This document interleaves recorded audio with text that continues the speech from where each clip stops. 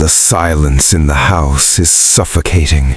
It's not just the absence of sound, it feels alive, almost watching, pressing against your ears, your chest, your very thoughts.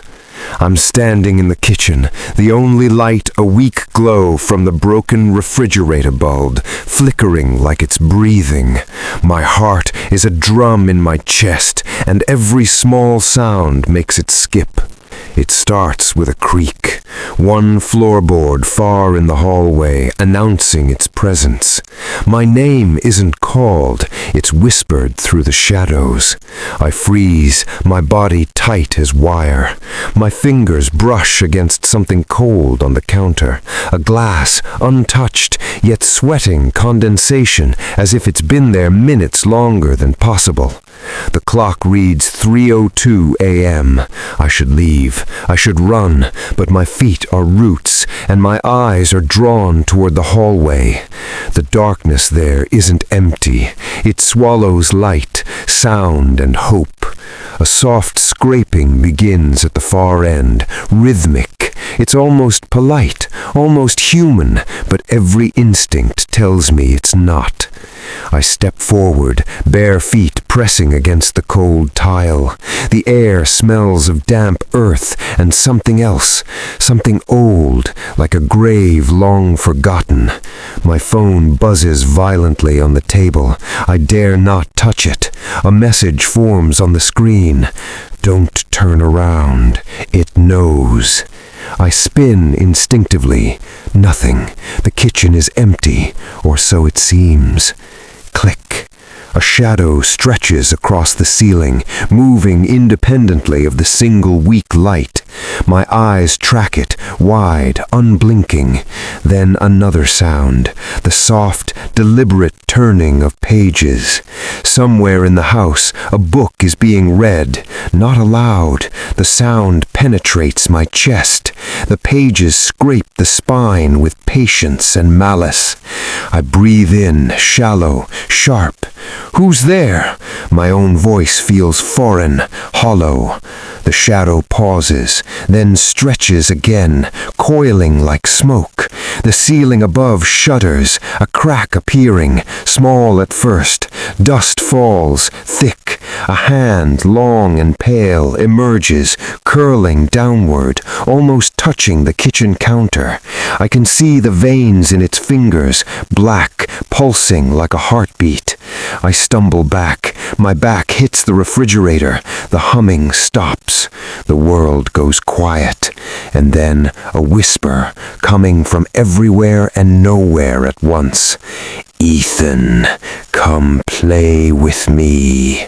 I run. My feet slap the linoleum. Something follows, soft at first, then faster, clicking against the floor like claws.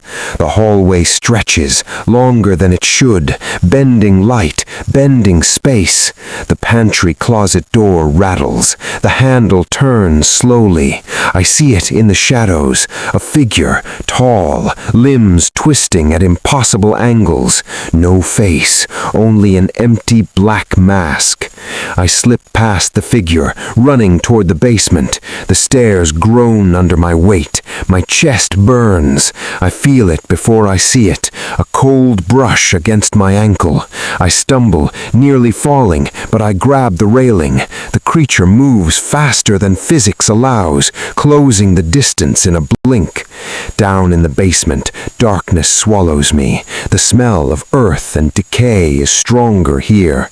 My eyes adjust. The furnace glows faintly, and there it is, a book, leather-bound, floating slightly above a crate.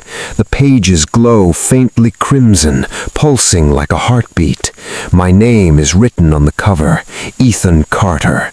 I reach out, my hand shaking. The second I touch the book, the lights flicker, the temperature drops. From the corner of the room, shadows swirl and condense. I see a figure in them, the mother's voice, soft, crying. The figure steps forward, but the edges of her body twist unnaturally. She smiles, and then the scraping begins again. Something long, sharp, dragging along the concrete floor. "Read it," the mother figure whispers, voice layered with grinding stone and sorrow. "Read it, or it takes you." I open the book, page 84. The words crawl on the paper like living worms, forming sentences I can feel as if they're pressing into my mind. Offer the sight, bind the shadow. I understand nothing and everything at once. The closet above creaks. I can feel the thing stirring. A flash of white light blinds me. When my vision clears, I see another Ethan Carter standing at the top of the stairs, wearing my clothes, with eyes like black pits. Behind him, the shadows stretch and twist into forms I cannot name. I scream. The book slips from my hands. It hovers mid-air. The other Ethan tilts his head, grinning. The words on the page pulse red, then vanish. The shadows surge forward, surrounding me. My heartbeat is deafening. The mother figure screams, dissolving into mist. The basement shakes. The floor cracks. Dust rains down. I grab the book again, trembling. I recite the words as if my life depends on it, because it does. The shadow freezes. The other Ethan stops moving, but the creaking upstairs accelerates. Nails scrape wood. A voice calls from the darkness, not mine, not hers, but something older, hungrier. The air grows thick. My throat burns. The walls seem to breathe. And then silence. I am alone. The book lies at my feet, now normal, weightless, inert. The basement is still. The shadows vanish.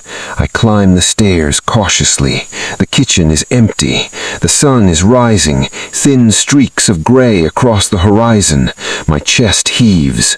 I reach for my phone. A new message blazes across the screen. "You didn't see everything, Ethan."